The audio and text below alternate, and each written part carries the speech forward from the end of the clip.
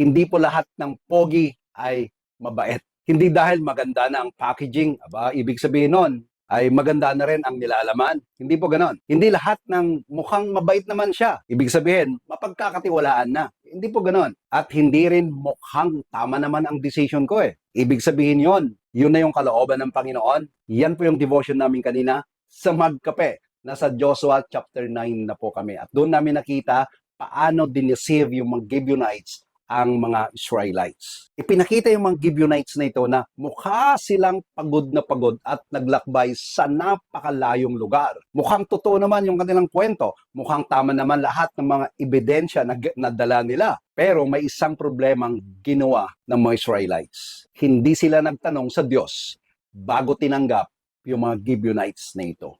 Sabi ng Joshua chapter 9 verse 14, basahin ko po sa inyo, they did not ask counsel from the Lord. Ito yung pagkakamali ni Joshua at yung mga Israelites. At ito rin yung dahilan kung bakit sila ay na-deceive yung mga Gibeonites. Alam niyo po, same din sa New Testament, ito rin po ang tinuturo sa atin. Sa James chapter 1 verse 5, basahin ko po sa inyo, if any of you lacks wisdom, let him ask God. Ang keyword dito ay wisdom. Sa Greek na ginamit dito ay sophia.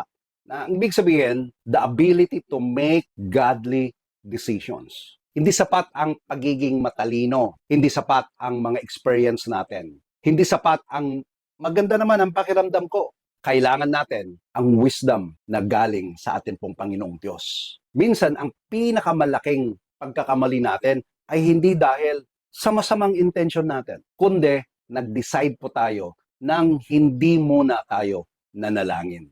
Listen to this. Mahal ka ng Panginoong Jesus. Handa siyang gabayan ka sa bawat decision mo. Hindi kanya pinapabayaan maglakad, mag-isa sa buhay. Kapag humingi ka ng karunungan, handa niya itong ibigay sa iyo. Hindi lahat ng mukhang mabait ay mabuti. Kaya bago ka mag-proceed, pray first. Kung may kaibigan kang nagtatanong, paano ba talaga maligtas? Meron po akong link diyan sa description. I-copy mo yon at i-send sa kanya. Again, ako si Pastor Wes na laging nagsasabing be an inspiration at solution po. Ingat po kayo. God bless everyone. Bye.